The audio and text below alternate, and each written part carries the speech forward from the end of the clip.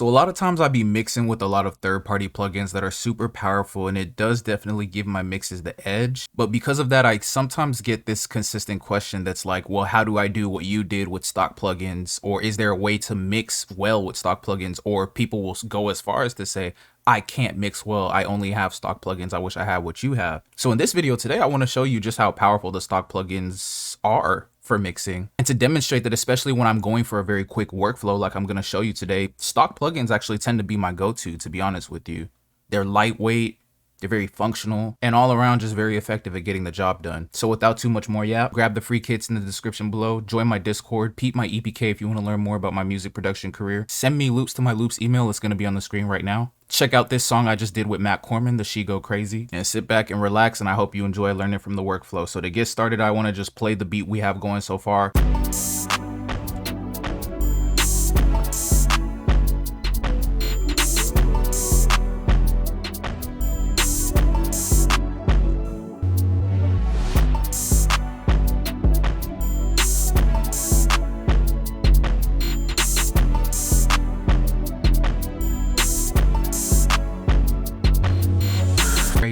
Crazy. So getting into this mix immediately, the first thing I'm going to do is come to my master and just put a soft clipper right at the top of the chain. And that's going to allow everything to just get pushed into that clipper. Whereas before, some of the summation was pushing everything past that and we were dealing with digital clipping. Now we've got that nice analog ceiling. And again, I don't change the settings. I'm so serious whenever I do use the Fruity Soft Clipper, which is basically all the time. We'll talk about it another day, why I prefer it in a lot of situations and why I use different clippers when I do use different clippers. But yeah, this is what I use, basic settings. And then the only other thing I'll do is put some kind of tool that allows me to push gain into it. It could be literally anything, and you could use anything for various reasons. I think people were even talking about something called Fruity Balance. I don't know, bro. You just want to use something that's going to push gain into the clipper because that's basically how they work. But basically, let's just say we want to use the equalizer to do it. What we would do is turn on the Fruity Parametric Equalizer 2 right under that Fruity Soft Clipper. Let everything play, and then we use this master band to push gain into that clipper. So peep.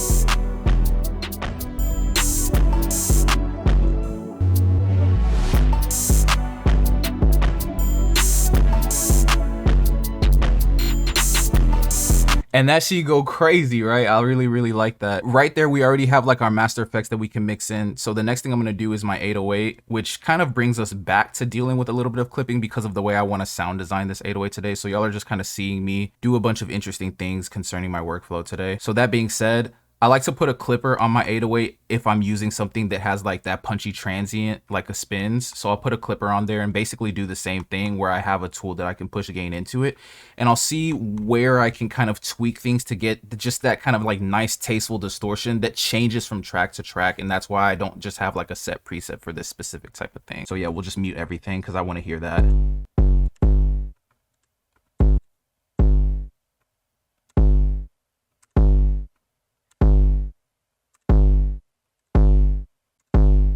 I think I like that right there. And so in this template, I have this send that's going to add like stereo width to the 808. And I have a lot of presets in the bass too. And I have a lot of presets for that, but I'll literally just show you how I build it every time. So right, it's a send right now. So it's sending a copy of the signal. That's why it just got like twice as loud, because it literally doubled the signal.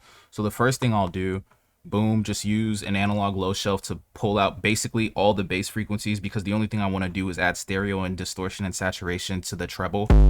Boom. So there's a lot of that doubling summation that's kind of gone now. Then the next thing I'm going to do is just come and let's do like Fruity Distort, or we could even do like Blood Overdrive. Honestly, if I could find it, it would be in the distortion bank. There we go. Even just that boost preset was pretty dope. Just a little bit of saturation. You don't want anything too crazy. And then the next thing I like to do is add the stereo shaper, something that's gonna like let you play with the spectral distribution. And then that delay preset right there just gives it that width, and that's nice. And then you could use this console EQ to just clean up some of that low end that gets added in from the effects. That's just like a nice tasteful amount of distortion on the high end that allows that 808 to stand out a little bit more. And then coming back to this 808, I'm actually going to tame it a little bit now that I have that distortion on the treble, I can tame the bass so that it doesn't like obliterate the mix overall. So I'm just gonna roll off a little bit of low end, just a little bit, and then dip at that 200 to unmask it from the melody. That's nice. And just tame that high end just a little bit, especially since it's getting that buzz added back in with this send. Yeah. All right, so now let's bring in that second 808.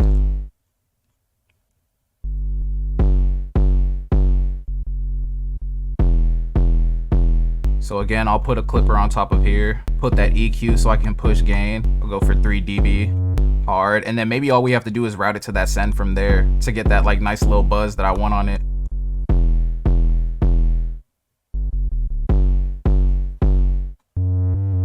Yeah, but I want a little bit more. Let's see if we can get that with like some fruity distort.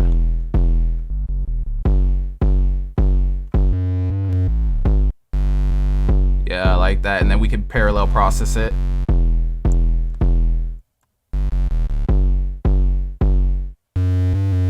Ooh, there's a little bit of 808 overlap right there for that second pattern. Right.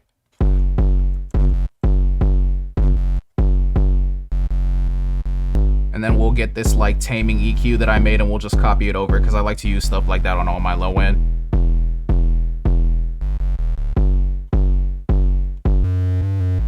All right, cool. Now let's bring in some of these drum sounds. I like to start with that main clap. This is just leveling here. Want it to be nice and loud too. That main snare and that main clap gonna be one of the loudest things. So I got a snare too that's that other like main drum sound. So I'm just leveling that in too, nice and loud. Now let's bring in these accent snares. They're gonna be loud, but like less. And actually, before I even bring that in, let's bring in this main melody and just begin to level that in too.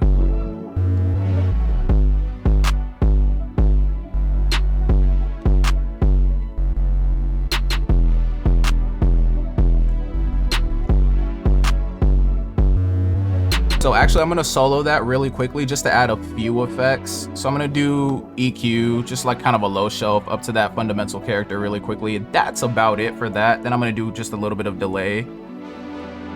But that widen preset on Fruity Delay 2 is so good. And then I'm gonna go to Fruity Reverb 2 and then do the Cathedral preset for a nice tasteful amount of width. And I'll turn the wet up a little bit.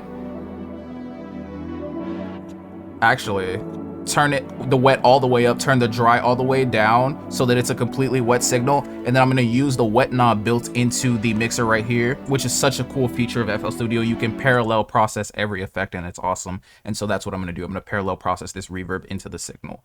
And then I'm gonna compress it a little bit on the melody bus to like bring out the overall like nice lushness of it. You'll see what I mean in a second.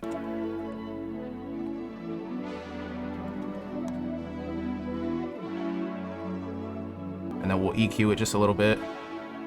Boom. And what I'm gonna do is bring the low end back. Level it against that just a little bit. Cool, and then I'm gonna get to like compressing this just a little bit on the melody bus. So we'll open up Fruity Limiter, set the ratio to something like 4, just a little chill. And then we'll just get to tweaking that. Probably want that to be pretty high. Kind of high attack, high release too, honestly. And then just bring that threshold down. Push the gain up, that makeup gain.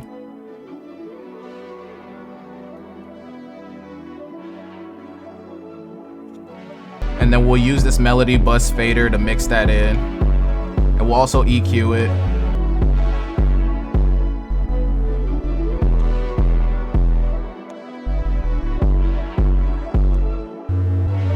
And just for a little bit of width on that melody, I'm gonna add some convolution. So I actually have a preset for it because I like it a certain way, but I'll still talk you through it. And just to show you, I really do use stock for a lot of my workflow, including this. So I'll walk you through this because this is a completely stock preset, this convolution New York sidechain send. So what I'm gonna do is send the track there like it already is. And that's just leaving a nice little like reverb tail end on there. So this is Fruity Convolver, which convolution is just kind of like a reverb effect. So these are the settings with that. Then it's Blood Overdrive, and it's just adding saturation to that effect. Then EQ, which is just EQing like the artifacts due to it.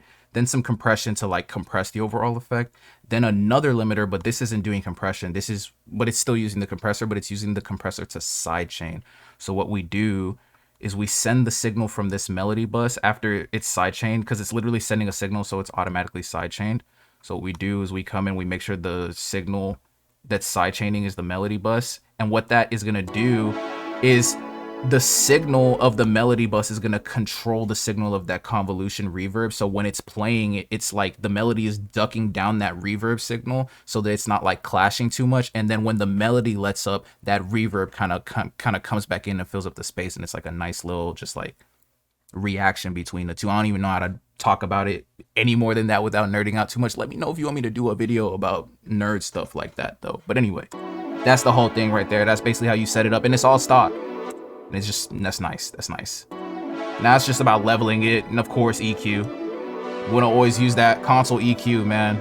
Just clean up that dirt and that mud. It's going to make your mix sound so good and clean.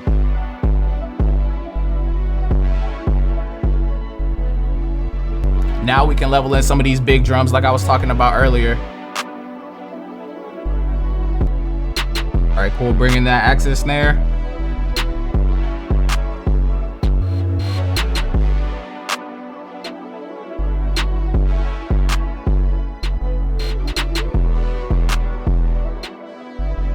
Maybe pull out a little bit of that gain now, just a little bit. Maybe like 1 decibel to start. Yeah. Coming back to these drums, bring that hat in.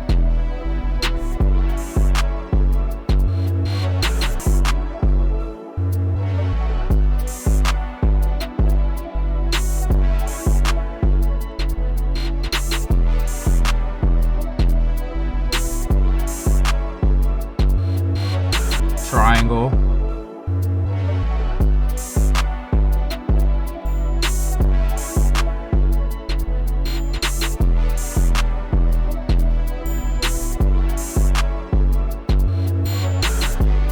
Cowbell.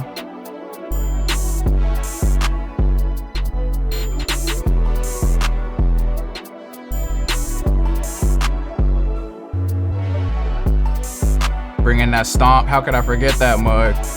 Want this one to be loud.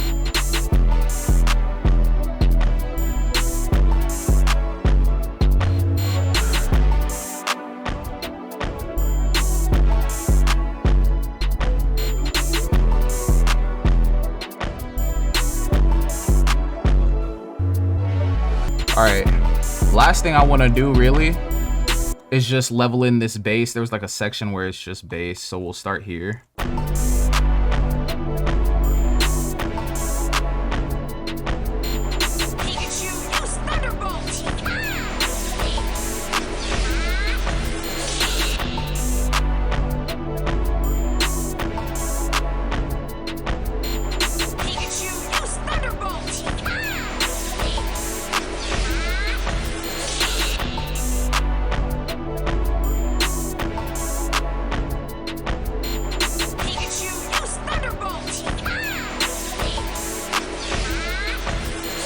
And then, I mean, you know what I'm saying? We might as well just check on the mix with a little bit of tonal balance. Let's just see how we did.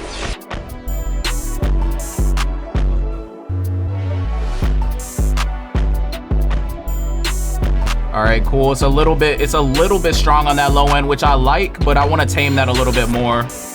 That's what tonal balance is showing me. And that's not stock, but I'm still fixing it with stock stuff. You know what I'm saying? Just that, you know what I'm saying? Might as well.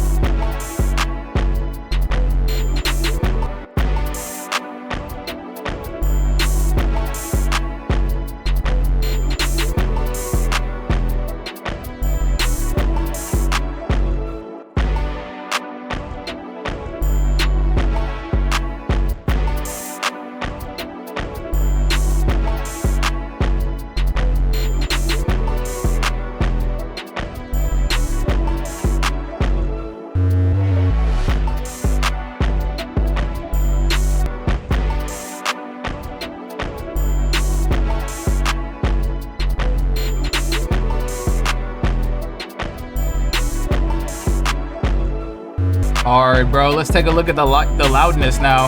Why not? Like, why not, bro? I really like mixing type shit, bro.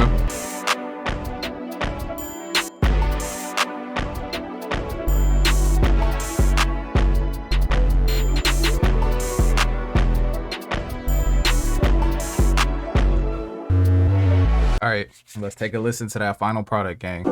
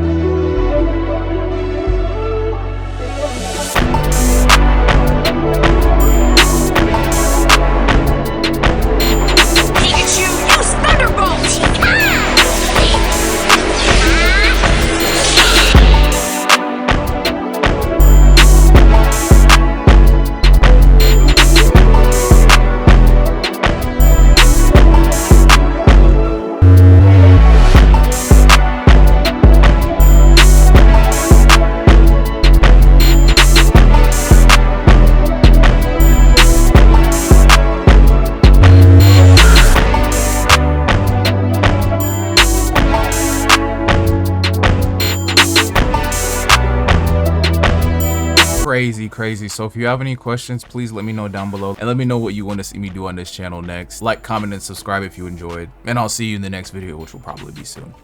Peace.